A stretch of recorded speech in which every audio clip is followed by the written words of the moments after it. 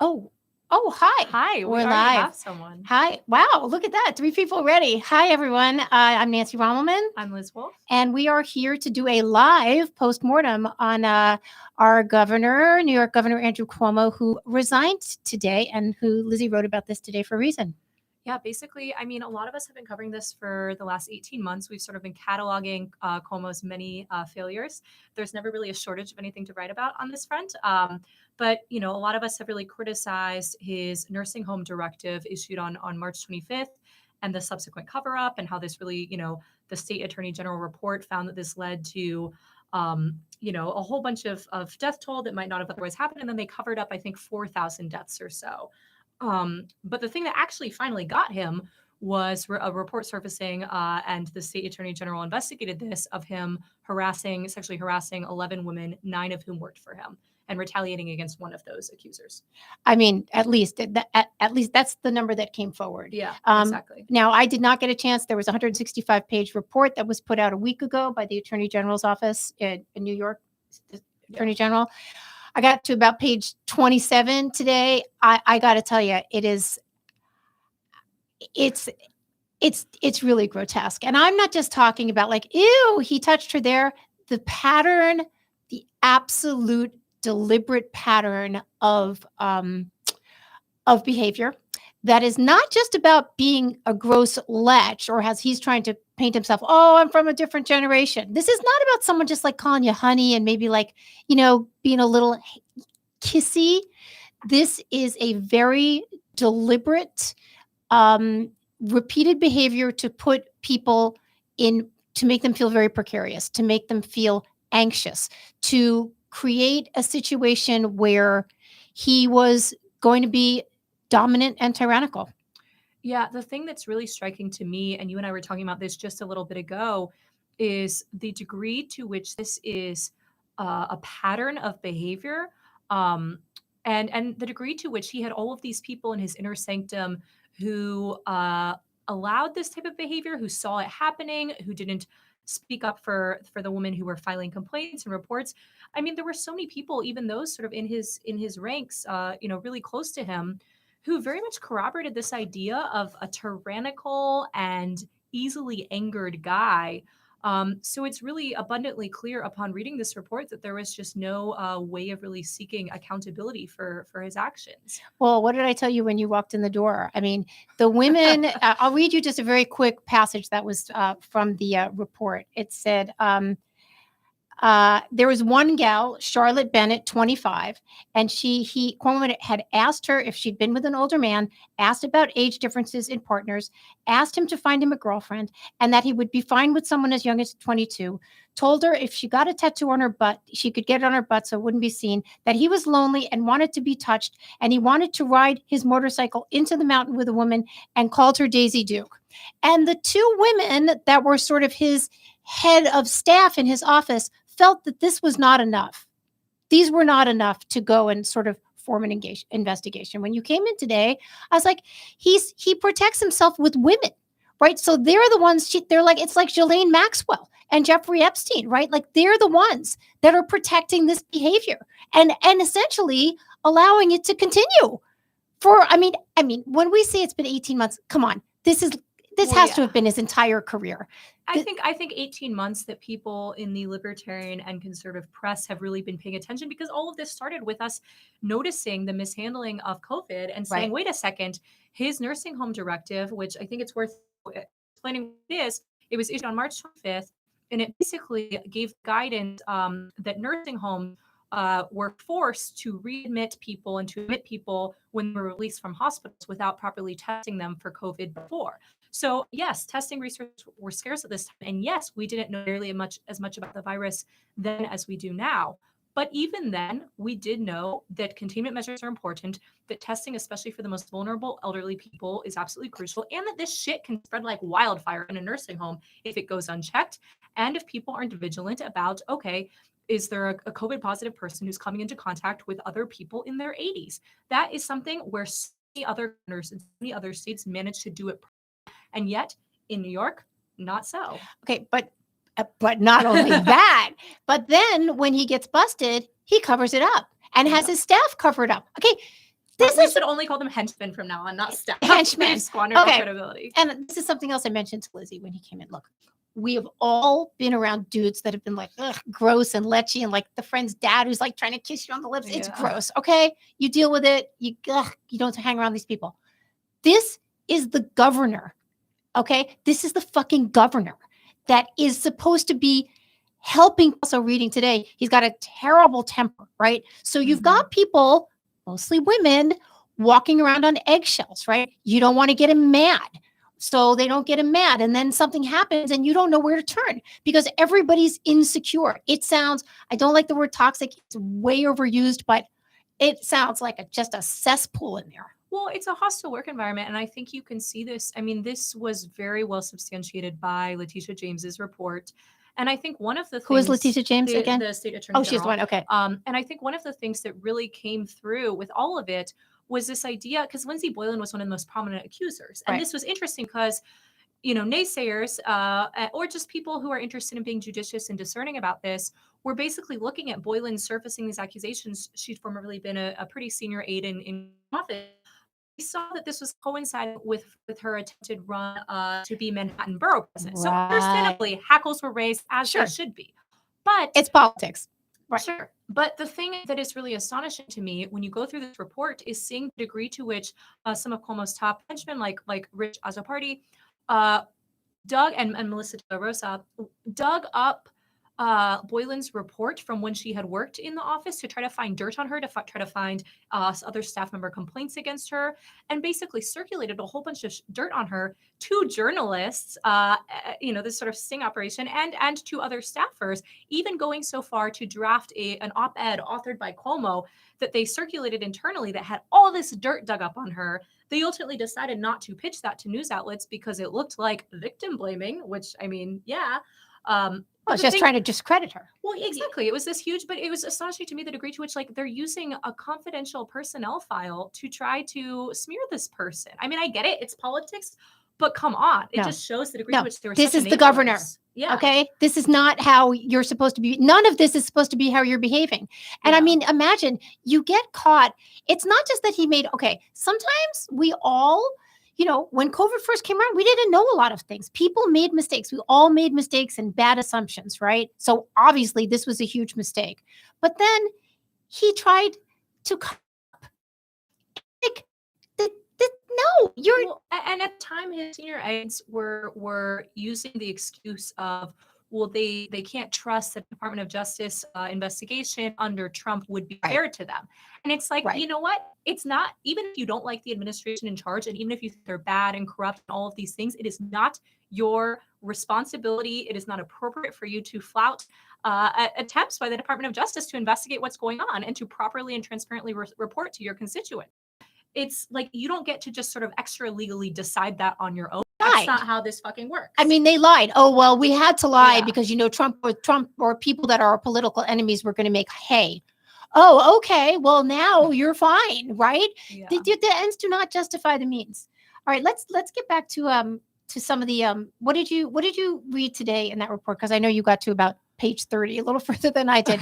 What did you read today that you just your jaw just dropped, or you were just so angry? I mean, I think what bothered me was the degree to which Cuomo kept passing things off. He kept there's this pattern of lying that really bothers me, where his alibis, they're just not good enough.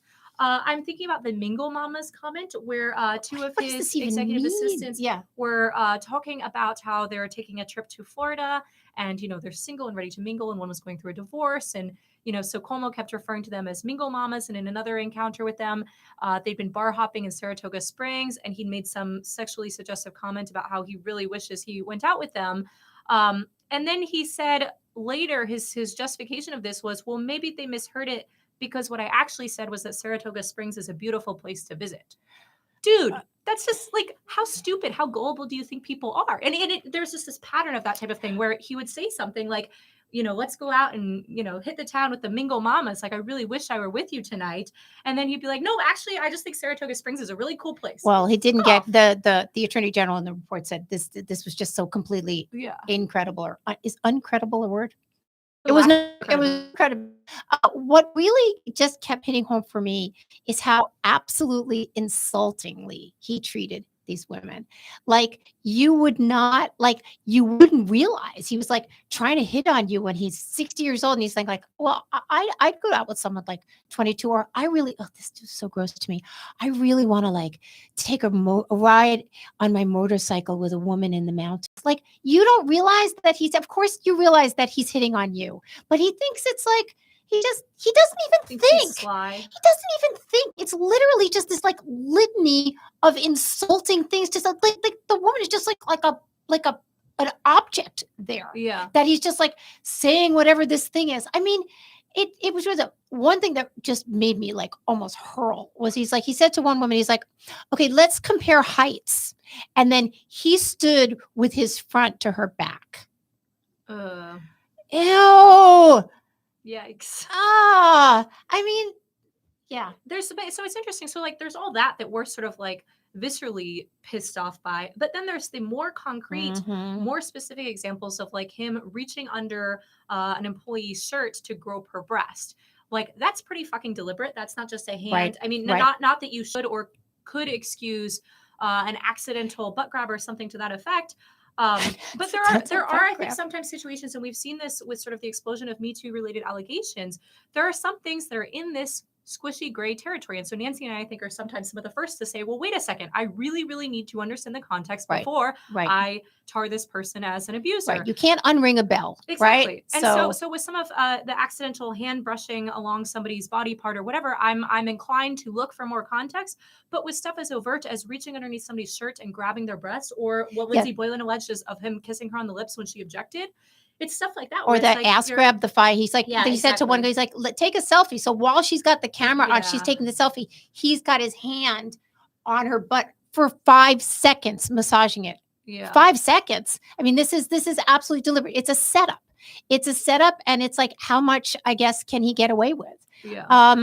Well, the answer, I think, is a lot because of the media enablers. I think this is something that you and I were talking about this a little bit before. And I was thinking about this because I went through and I read Molly Jong-Fast's piece in Vogue that was just like, oh man, it was astonishing. It was defending Cuomo? Oh, it was from March 2020. So like, of course it was, because that was when we were, so many people were doing he's our dear leader and he's so comforting type thing. What she said at this time, dear Lord, she said, there's something nice to actually have someone in government whom you can actually trust. Yes, Andrew Cuomo may be imperfect, but he's still the closest thing we have to an FDR for our time. What? But this was a tack that people kept taking, right? I want to contextualize this. This was March 2020. This is when Jezebel ran a piece of like, I think I'm sexually attracted to Cuomo. This is when we had the New York Times. We had Ben Smith, a media critic of the New York Times, who's often very, very good, doing a little bit of the thing that was, what was it? Andrew Cuomo is the control freak we need right now. There was another New York Times headline from March of 2020 that was saying the same blunt and sometimes paternalistic traits that have long rubbed his critics raw have morphed into a source of comfort. One of the things that we need to be doing as the press, and this is a reminder to both of us and to everybody overall, is like the source of comfort thing, the finally having someone in government who you can actually trust. Miss me with that. No, that's not helpful, because what that leads to is allowing people to get away with behavior like this, allowing them and his top aides to manipulate us into not actually telling the truth, which does such a disservice to the 20 million people in New York who were harmed by the state-mandated lockdowns, by having their businesses be crippled, by having their family members be sent back into residential care facilities where they then contracted COVID and died. Like, some abstract harm caused. We're talking about 20 million total people, all of whom were affected by this in some way. It's inexcusable. I think record. I think that, and I've said this a lot because I covered Portland and I saw how people really lost their minds. And maybe they lose their minds always when there's an issue. But under Trump, people became incredibly polarized and became incredibly ready to jump at anything. Yeah. And they were jumping to get angry. But maybe these people, for whatever their reasons are, their weak spots, they also wanted a hero. They wanted a hero so desperately, and we were in desperate times that they were willing to see Andrew Cuomo as a hero. Now, I never it completely baffled me, this whole love guff thing. I'm like, oh, like, and he wasn't even particularly charming or anything. He was just, it was sort of like, it wasn't interesting. And I didn't think he was doing anything particularly bold, but clearly, he, like Giuliani was during 9/11 for a brief incandescent moment. He became the person that people were going to look to, I guess. I realize this because I think even like off the cuff remarks for reporters, like I remember one time in Reason's Slack channel, I made some comment. This was during like the debates about how like Amy Klobuchar seems so like funny and goofy, and it occurs to me now, even just like stuff as like milquetoast and boring as that, like my bad. No, like politicians should never enchant you. And if you are a reporter, regardless of your partisan affiliations, what about Justin Amash? Damn it, you got me. Shit, damn it. I don't know. Marsh stands. Now he just like hangs out in the woods with his family. I don't know what he's up to. He has like cool sneakers. I don't know, man. No, but I think it is like a really good lesson. And honestly, like good on you for being like, well, what about this libertarian person? What about the lone politician? The exception makes the rule, right? But again, like it's important to continuously remind ourselves, like, I even think about this when it comes to politicians like Ron Wyden, where like on some things they're really excellent, on other things they're absolutely terrible. Wyden, a really interesting politician in that sometimes I realize, oh, Ron, and then I'm like, oh, wow, that was pretty cool, Ron. So he's thinking. Okay, he's thinking. He's not like just a party guy, right? But it's a good reminder for us to not get so enchanted by the rare politician who feels like they can, instill a sense of comfort and confidence in us. Like that's not an indicator that they're overall good. And also it's just like, it's not our job to be excited by these people, to feel all warm and fuzzy inside. That's really not what we're here for. Well, not even just the politicians, but the stories. This is what's happening. People, journalists, the media is not only falling for the politician, but they're falling for the story, the narrative that is now going to be the thing that explains everything or makes us feel very comfortable or makes us feel very right. And I guess people believing that he was the hero he was portraying himself to be with this stupid book. Oh man, one thing, because I wrote about Cuomo back in not March 2020, but March 2021 for Newsweek. And there was something slightly gratifying to know that the book did not go into a second printing. Yeah, I mean, it hasn't sold particularly well. It seems like all the money that he got from it was pretty much from the initial book deal, more so than anything else. Which, by the way, also reports surfaced alleging that he'd had aides work on it. Oh yeah. On, of course he did. Payroll. It's very rare. I mean, how do these people come out with a book in 3 months while they're trying to be the governor and hit on all the people? But there's just no time. You can't do all those things. One thing that made me kind of sad. This was a quote from the report from one of the staffers. And she said, we are almost uniformly good people who killed ourselves to accomplish Cuomo's agenda, for his political glory, and for the feeling that he would make decisions with public service as his driving goal. I feel cheated out of that. I mean, wouldn't you? Yeah.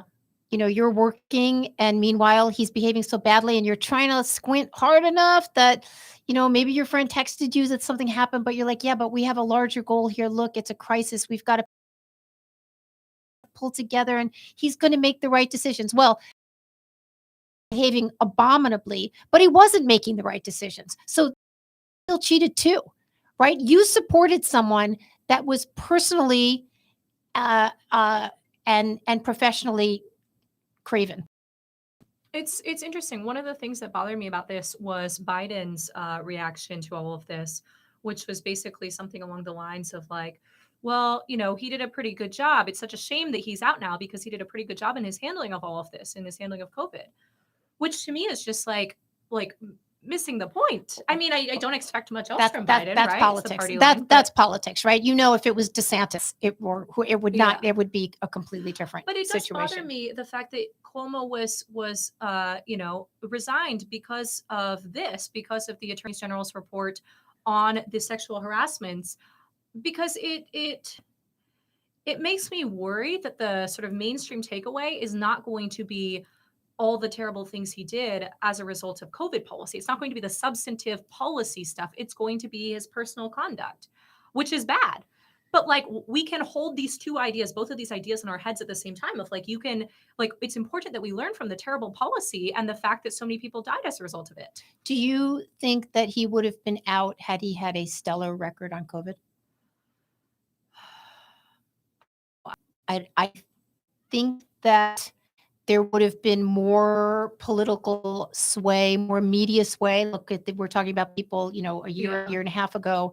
I think there would have been a larger wave to whether it was to discredit the women or whether it was to kind of like, discipline him. I don't know. I think he like a rehabilitation yeah, effort. I was watching. Well, first of all, I rarely turn on the television news, but certainly not during the day. But on today and on CNN, they were going to a person. They were saying, well, he's resigning now because he kind of lost everybody's confidence and all of his people resigned. Like there were like 2 people left on his inner circle, one of which was his brother. Everyone else was gone, and they're like, well, he's resigning now so that basically he's keeping his powder dry so that he can come back later and make a sort of comeback. I mean, how short are people's memories? How desperate are people to revivify or they're this hero? I mean, it's ridiculous. I hope he does not have a political future because he did not do a good job now. And I don't see, just because he did like the right thing and resigned, which was the right thing to do, because impeachment would have taken months and dollars and time and, get out of here. But I don't rehabilitate him. Yeah. I mean, I do believe people can change, and that's fine. But I don't see him changing and then putting him back in a position of political power. No. It's really important to me that there are good and appropriate takeaways for this. What do you think some of those takeaways are? Well, it's interesting because as Lizzie said, both of us are very cautious about making accusations against people, any accusation. I mean, I've also, we sort of sift through them and it's really difficult. I mean, you were telling me about, times when you've been painted as somebody who denies or rejects Me Too altogether. And you and I were both talking about this beforehand of like, you and I are in favor of being judicious and sifting through the accusations and weighing the context, and also being aware that young women can certainly get power and abuse it. And anybody can, absolutely. and it's just we're skeptical, we're discerning, we're supposed to be that way. I don't care if it's Me Too or if it's like an opportunity to seek some sunshine for something, people will take advantage. And I have been in a position where I've written about a lot of people who have taken advantage of people's goodwill and whether they've fabricated that they were ill, whether they fabricated that they've been abused in order to feel loved and accepted and get their moment in the sunshine. So that is like my history and this kind of reporting stuff. I see something like this and I'm like, wow, I had not read the report before today. Of course, I'd written about it for Newsweek, but I had not gone in depth. My takeaway from this is I would hope that the women in these offices or any office that like didn't speak up at the time, a lot of them did. A lot of them had like texted friends and talked to people. They also established a paper trail, which was then useful Smart. in the investigation of this. What I would hope always is that women or anybody speaks up quickly. Preferably right to the dude's face. Get your fucking hand off my ass, okay? Yeah. What's he gonna do? Oh, now you're fired? Well, I'm sorry. No, he's not, because you have just like, tape it. Do whatever. Well, no, I'm not advising that. I'm just saying, speaking up sooner. The allegations in this report are so damning and so clear. This is not a squishy thing. This is not like, oh, grandpa likes to hug ladies, okay, whatever, he's old, dude. Cuomo's trying to paint it as that, oh, I'm Italian, we like to touch each other. Yeah. No, that's not what this is. This is so anti-Italian. That's right. This is so clear cut. I would hope the takeaway from this is, look, when this is clear cut, people get together and we get rid of these people. Yeah. That it can happen. It can happen quickly. You know how it happens more quickly? First of all, don't let it happen. Speak up, and also just say something. Like don't wait around for 7 months because you feel bad and you think like this poor woman, like we're doing good work. Well, speak up. One of the things that I think is really fascinating about this political moment right now, and I'm not totally sure how to tie this all together, but we're seeing this repudiation of I think it's bad COVID policies. I think partially at least, because I keep thinking about the recall initiative that's currently underway in California with Governor Gavin Newsom, and how there are a lot of people, I think, on both coasts who are, and it's frustrating, right? Because I don't want to paint Cuomo's resignation as too perfectly tied to lockdown policies, because it's pretty abundantly clear that that's not the thing that was really salient and resonant to a bunch of people. But I can't help but think that the people who were sort of heralded in March and April and May 2020 as our glorious saviors, against the tide of sort of Trump incompetence, right now they've come under fire for actually turning out to be very, very bad governors who did an incredibly poor job and subjected millions and millions of people. I mean, you add up the population of what, California and New York, and we're talking 50 or 60 million people. I mean, that's a lot of people I living think under more. I don't yeah, know, but yeah, like California's 35, 40. 40. Yeah. I mean, but we're talking about a lot of people who are living under these reigns of terror of people who are playground padlockers, who are depriving kids of school, who are bending over for the teachers and unions, who, thankfully they've done a pretty good job with vaccination campaigns. I want to give credit where due. I got my vaccine very quickly and I was grateful for that. And I was impressed by the mass vaccination sites and their efficiency. But there's also something to be said for these lockdown policies have forced a lot of people to suffer, and people in California are certainly reacting to that and gaining a lot of traction with their recall initiative. It's a shame. I mean, Matt Welch, one of the Paloma Media one of our fellow dudes over here, and Shohei Otani. How do I That's pronounce right. it? Well, Shohei Ohtani, fan who we in saw chief. play. Yeah. Oh my gosh, I know. But Matt Welch has written about it. This idea of it's a shame we can't fire more governors. California has the ability to recall governors. Why the hell doesn't New York? We can only impeach them. We can't recall them. I think we should be able to recall as many governors as possible, and a whole bunch of them have deserved that. What Cuomo did again. My friend Jeff Miller, who's got a great sushi place here in town called Rosella. I met him right sort of during the pandemic, and he used to call Cuomo Lord Cuomo, because whatever he said dictated what he was allowed to do that day. I'm open. I'm closed. I have to have a street thing. No, I can't have the street thing. I got to go out to Staten Island and get 3 sandbags, and if I don't get them by today, I'm closed. It was just insane, and it's like the power that they have to sort of marionette everybody, and then to do it badly. And then, I mean, Newsom, oh my God, I love Newsom's I don't, a recall is just really a waste of the taxpayers' money. It's like, yeah, well, dude, they're going to be willing to waste this money if they can get rid of you. He's been pretty singularly terrible, as a lot of the cities just freaking circle the drain. Isn't he also the one, which I know it's sort of it's a cheap shot to, call out politicians for their hypocrisy, but I mean, we also do need to do this as the media. Jerry Tucci has written for Reason about pandemic rules are just for the little people. And I think Cuomo is an embodiment of this in many ways, because of him securing testing and special favors for VIPs in New York early in the pandemic. But Newsom is this as well, with his French Laundry dinner for me, but not for thee thing earlier in the pandemic, where he wined and dined a bunch of lobbyists at one of the most, sought after restaurants. And then his children, who, school children in California haven't done a lot of in-person schooling this past year. Oh, but his have. But at least his kids get to go to to private school. Yeah, what a delight to be able to afford to have that option. It's a shame many Californians don't have that access, and they're being told that they have to stay inside again. I mean, I at some point I just wonder when people are just going to say no. You think that they would have gotten to that point, but instead they just sort of they just suffer, and it's terrible. Do you think he'll be recalled? I don't know. I've been following the initiative. One of the things that I think is worth considering, and my colleague Scott Shackford has written about this a little bit, is the fact that the D's haven't done a super good job of communicating to would-be voters, that not only do they need to vote on whether or not to recall Newsom, but they also need to select a replacement for him.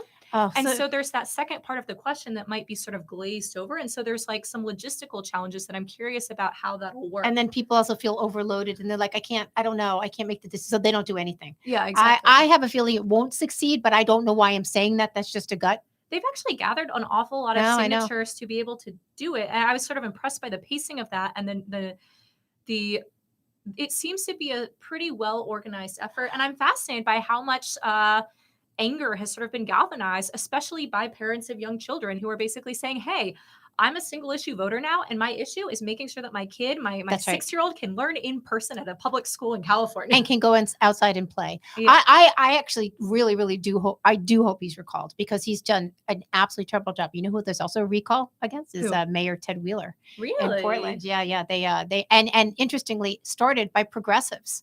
because everybody hates Ted. That should be the new slogan around town. But it's his own fault. Like he couldn't pick a lane, and well, that's what happened. So I'm curious though, do you think this ultimately results in better electoral outcomes? Like one of the things that I was thinking about a little bit today is, okay, well, yeah, I mean, we're always doomed, right? It's always going to be the same cycle with variation. Lieutenant Governor Kathy Hochul, who is replacing Cuomo, some people are making the interesting point, and I haven't done a whole bunch of research into this yet, that she might be even worse than Cuomo, might be even more leftist and sort of inclined to bad COVID policy. Well, that's interesting. Okay, so you trade one bad penny yeah. for another, according to, like, you know, neither of us are like super big fans of super progressive policies, right? Like defund the police or whatever it is that she's doing. I don't really know anything about her, and I don't think I'm the only one. They were talking about that on the news today. They had to give like a primer of how to pronounce her name because nobody. Did I do it right?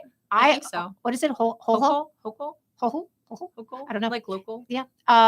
Anyway, we'll see. You know, New York is an interesting place right now where it's poised. It's angry at what's happened, but you also have a really, really progressive element here, at least in terms of the voting, the voting blocks. So I'm curious, do you guys have any questions for us? You guys should tweet at us. Yeah, we've got I do have my phone too. The chat is here. I want to say yes, thank you. Someone said even better than watching Paloma vids is easily hearing them as well. Yes, we have dialed in the sound, and we're a little midway through, but we've got some pretty cool tech that's going to be installed tomorrow, so we should be looking better, sounding better. And I'll give a little pitch for the website that's coming up soon. You guys can go over to palomamedia.com right now, and you'll just see a placement just there. Hopefully launching about August 30th, probably a little later, because, you know, everything takes a little longer. Yeah, we've got some interesting changes happening around here and a lot more podcasting. We've got people in here this week, next week.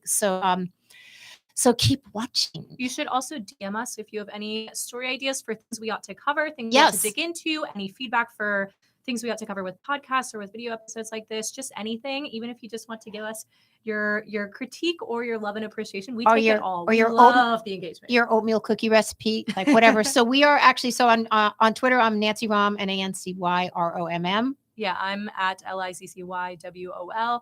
I regret the username, but I made it when I was 14, and then I accidentally did well on Twitter. So it's really Are you allowed to be on Twitter when you're 14? I don't know. I was a little while.